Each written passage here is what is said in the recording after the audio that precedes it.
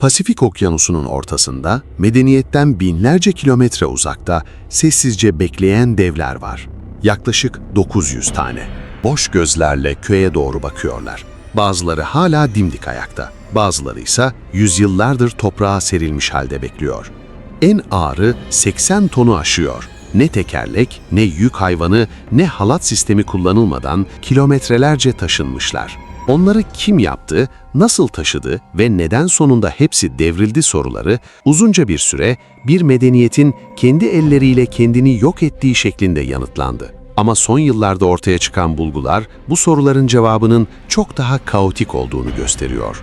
Kirli Arşiv'e hoş geldiniz. Bu bölümde Paskalya Adası'nın taş devlerinin gerçek hikayesini, bilinen efsaneyi bir kenara bırakıp katman katman inceleyeceğiz. 5 Nisan 1722, Paskalya Pazarı günü. Hollandalı kaptan Jacob Roggeveen ve mürettebatı, susuzluk, iskorbüt, bitmek bilmeyen okyanus derken artık karaya ulaşma umudunu kaybetmeye başlamışlardı. Tam o sırada ufukta volkanik bir kara parçası belirdi. Aylar süren zorlu yolculuğun ardından Pasifik Okyanusu'nun ortasında daha önce haritalarında bulunmayan küçük bir adaya yaklaşıyorlardı. Yaklaşık 25 kilometre uzunluğunda, en yakın yerleşim yerinden binlerce kilometre uzakta, okyanusun ortasında tek başına duran küçük bir ada. Ancak onları asıl şaşırtan ada değildi. Kıyıya yaklaştıkça çıplak yamaçların üzerinde yükselen dev taş yüzler görünmeye başlamıştı. Sessizce iç kesimlere bakıyorlardı. Ne hareket ediyorlardı ne de bir şey anlatıyorlardı. Sadece orada öylece duruyorlardı.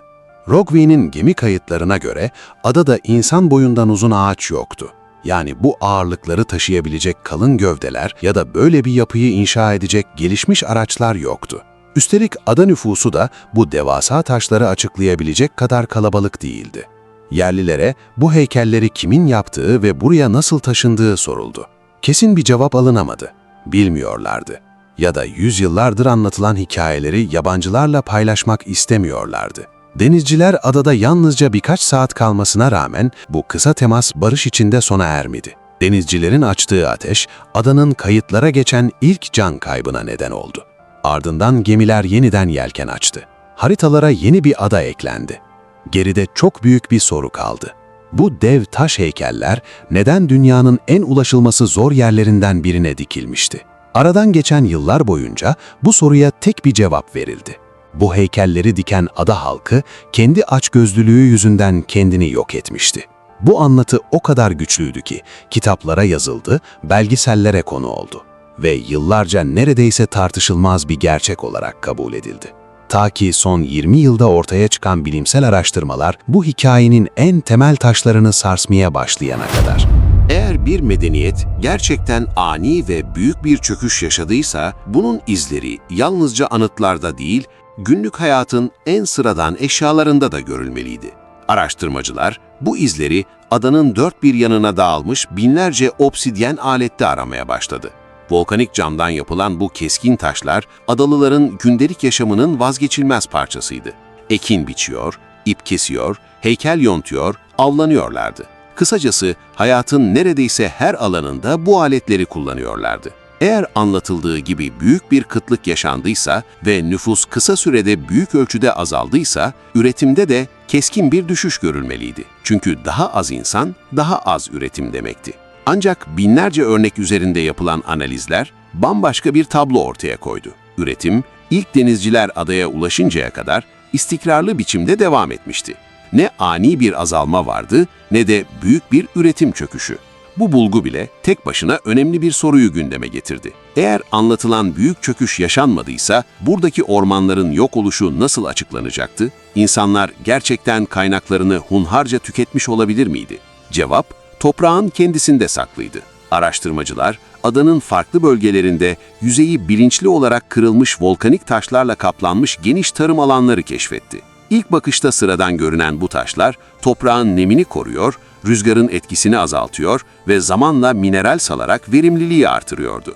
Bu, kaynaklarını rastgele tüketen bir toplumun değil, doğayı dikkatle gözlemleyen ve uzun vadeli plan yapan bilinçli insanların geliştirebileceği bir tarım yöntemiydi. Yani adalılar toprağı tüketmiyor, tam tersine onu yaşatmaya çalışıyordu.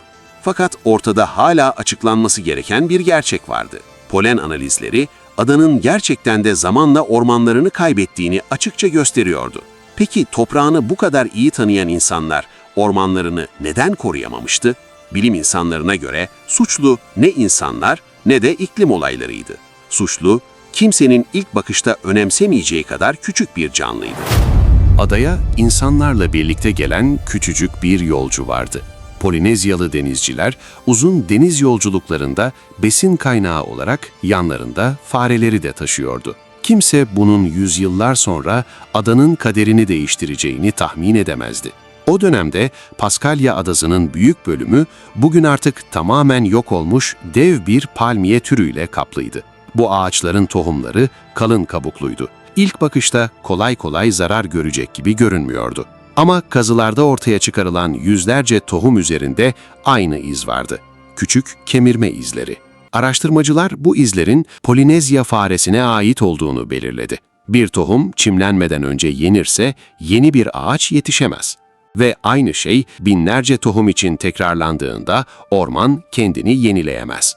İşte bilim insanlarının düşündüğü senaryo tam olarak buydu. Bu süreç yüzyıllar boyunca sessizce ilerledi. Her nesilde biraz daha az ağaç büyüdü, orman biraz daha küçüldü. Elbette insanlar da bu değişime dahil oldu. Tarım alanları açtılar, ağaç kestiler, kano yaptılar, heykelleri taşımak için odun kullandılar. Bugün araştırmacıların büyük bölümü tek bir neden yerine birkaç etkenin aynı anda rol oynadığı konusunda birleşiyor. İnsanlar, fareler, iklim değişimleri, erozyon hepsi birbirini besleyen uzun bir sürecin parçalarıydı. Yani ada gerçekten ormanlarını kaybetti. Ama bu yıllarca anlatıldığı gibi birkaç 10 yılda yaşanan kontrolsüz bir felaket değildi. Çok daha yavaş, çok daha karmaşık ve çok daha insani bir süreçti. Fakat burada başka bir çelişki daha vardı. Eğer ada gerçekten çevresini tüketmiş olsaydı, yıllarca anlatıldığı gibi on binlerce kişilik bir nüfusu nasıl besleyebilmişti? Belki de sorun ormanlarda değil, burada yaşayan halkla ilgili başka bir hikayedeydi. Uzun yıllar boyunca Paskalya Adası'nda 15 bin ila 20 bin kişinin yaşadığı söyleniyordu. Sonra kaynaklar tükendi, toplum çöktü ve geriye yalnızca birkaç bin kişi kaldı. Bu anlatı, insanların kendi elleriyle hazırladığı bir sonun en güçlü kanıtı olarak kabul edildi. Ancak son yıllarda yapılan araştırmalar bu rakamların doğru olmadığını gösteriyor. Araştırmacılar adadaki tarım alanlarını, tatlı su kaynaklarını, yerleşim izlerini ve üretim kapasitesini yeniden hesapladı ve ortaya çıkan sonuç şaşırtıcıydı. Paskalya Adası'nın tarihin hiçbir döneminde 10 binlerce insanı besleyebilecek bir kapasiteye sahip olmadığı kanaatine varıldı. Zaten birçok araştırma nüfusun büyük bölümünün tarih boyunca yaklaşık 3 ila 4 bin kişi arasında kaldığını gösteriyor. Eğer bu doğruysa anlatılan büyük nüfus patlaması da onu takip ettiği söylenen büyük çöküş de hiç yaşanmamış olabilir. Yani Paskalya halkı sınırlı kaynaklarını dikkatle yöneten, çevresine uyum sağlayan ve yüzyıllar boyunca yaşamını sürdürebilen küçük ama istikrarlı bir toplum.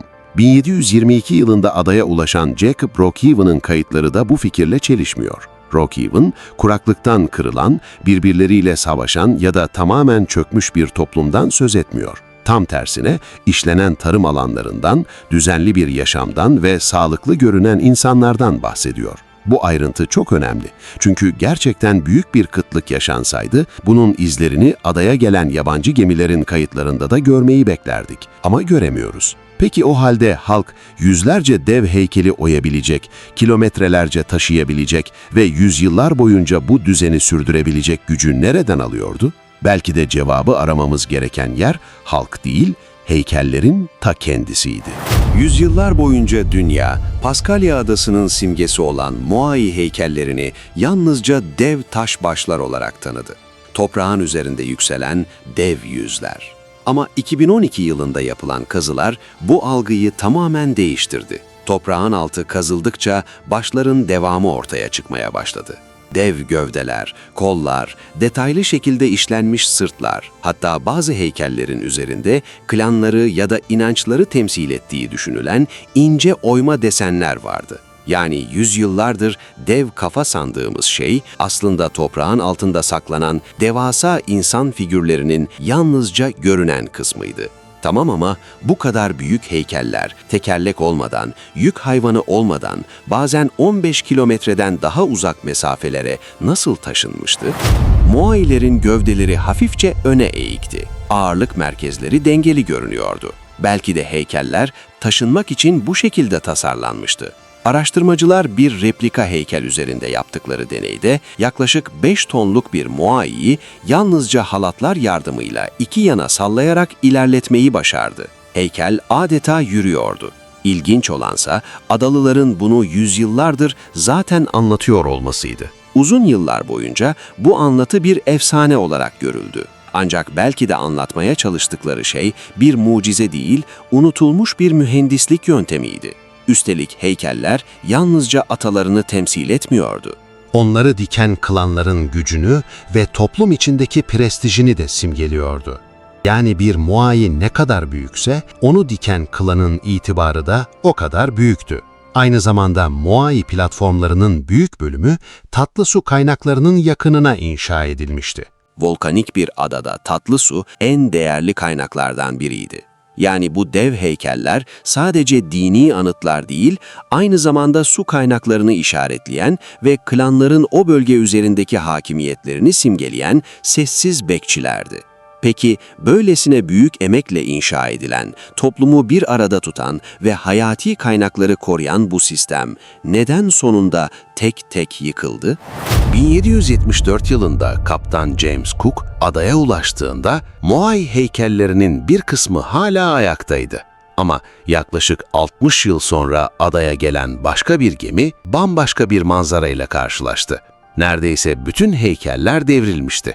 Adalılar kıtlığın ve iç savaşın ortasında kendi tanrılarına sırt çevirmişti. Heykeller bir anlık öfkeyle yıkılmış, eski düzen tamamen sona ermişti. Fakat son yıllarda yapılan tarihlendirme çalışmaları olayların düşündüğümüz kadar ani yaşanmadığını gösteriyor. Heykeller tek bir günde devrilmedi, tek bir savaşta da yıkılmadı. Bazıları çok daha erken tarihlerde, bazıları ise yabancı gemiler adaya geldikten uzun süre sonra yere düştü. Yani bu bir anda yaşanan büyük bir yıkım değil, nesillere yayılan uzun bir dönüşümdü. Bu süreçte adanın toplumsal yapısı da değişmeye başladı. Yüzyıllardır otoriteyi elinde tutan rahipler ve soyluların yerini yavaş yavaş savaşçı gruplar almaya başladı. Kazılarda bulunan keskin obsidyen silahlar da bu değişimin izlerini taşıyor. Daha önce nadir görülen bu silahlar zamanla çok daha yaygın hale geliyor. Bu da adada güç dengelerinin değiştiğini düşündürüyor. Bazı platformların çevresinde bulunan yanık izleri ve insan kalıntıları ise şiddetin gerçekten yaşandığını gösteriyor. Heykeller gerçekten devrildi ama onları yere seren şey tek bir savaş, tek bir felaket ya da tek bir neden değildi. Aslında bütün bunlar yaşanırken adanın asıl yıkımı henüz başlamamıştı. Çünkü ufukta çok daha büyük bir tehlike vardı. 1862 yılının Aralık ayında ufukta bir kez daha yelkenler göründü. Ama bu kez gelenler kaşif değildi, Peru'dan gelen köle gemileriydi. Başlangıçta her şey sıradan bir ticaret gibi görünüyordu. Kıyıya hediyeler indirildi ve adalılar sahile yaklaştığında silahlı denizciler bir anda harekete geçti. Kısa süre içinde aralarında şeflerin, rahiplerin ve rongorongo yazısını okuyabilen bilgi taşıyıcılarının da bulunduğu yaklaşık 1500 kişi zorla gemilere bindirildi. Bu ada nüfusunun çok büyük bir bölümünün bir anda yok olması demekti. Uluslararası baskılar sonucunda sağ kalanların bir kısmı geri gönderildi. Ama geri dönerken yanlarında bir şey daha getirdiler, çiçek hastalığını. Ada halkının daha önce hiç karşılaşmadığı bu hastalık kısa süre içinde geride kalanların büyük bölümünü yok etti. Tam da bu dönemde misyonerler evlerde üzerinde gizemli semboller bulunan ahşap tabletler gördüklerini kayda geçirdi. Adalılar bu yazıya rongo rongo diyordu. Bazı araştırmacılar bunun dünyanın bağımsız olarak geliştirilen çok az sayıdaki yazı sistemi olabileceğini düşünüyor. Fakat onu okuyabilen son insanlar ya köle gemileriyle adadan götürüldü ya da salgın sırasında hayatını kaybetti. Geride kalan tabletlerin bir kısmı yakıldı, bir kısmı kayboldu, bir kısmı ise bugün dünyanın farklı müzelerinde sessizce sergileniyor. Ama üzerlerinde ne yazdığını hala kimse kesin olarak bilmiyor. 1877 yılına gelindiğinde bir zamanlar yüzlerce Moai diken bu toplumdan geriye yalnızca 111 kişi kalmıştı. İşte Paskalya Adası'nın gerçek trajedisi buydu. Onları yok eden şey yıllarca anlatıldığı gibi açgözlülük ya da kendi elleriyle hazırladıkları bir felaket değildi. 800 yıl boyunca ormanlarının yavaş yavaş yok oluşuna, kuraklığa ve toplumsal değişimlere rağmen ayakta kalmayı başarmışlardı. Ama dışarıdan gelen köle ticareti ve beraberinde gelen hastalıklar Yüzyıllarca kurdukları düzeni yalnızca birkaç 10 yıl içinde geri dönülmez biçimde değiştirdi. Bugün Paskalya Adası'nda yaşayan insanlar o dönemde hayatta kalanların torunları. Dilleri hala konuşuluyor, kültürleri hala yaşamaya devam ediyor. Ama Rongorongo'nun sırrı birçok isim, birçok hikaye ve belki de adanın kendi geçmişini anlatan son cümleler o birkaç yıl içinde sonsuza dek kayboldu. Bugün Moai'ler hala sessizce aynı yere bakıyor ve belki de bize tek bir şeyi hatırlatıyor. Bazen bir medeniyeti yok eden şey kendi hataları değil, dışarıdan gelen ve durdurulması imkansız bir felaket olabilir. Burası Kirli Arşiv ve bu arşiv çok derin. Serinin devamında dünyanın en gizemli yerlerini ve tarihin hala cevap bekleyen sırlarını incelemeye devam edeceğiz. Düşüncelerini yorumlara yaz ve bildirim zilini açık tut. Çünkü bir sonraki dosya bugünkünden çok daha rahatsız edici olacak. Hoşça kalın.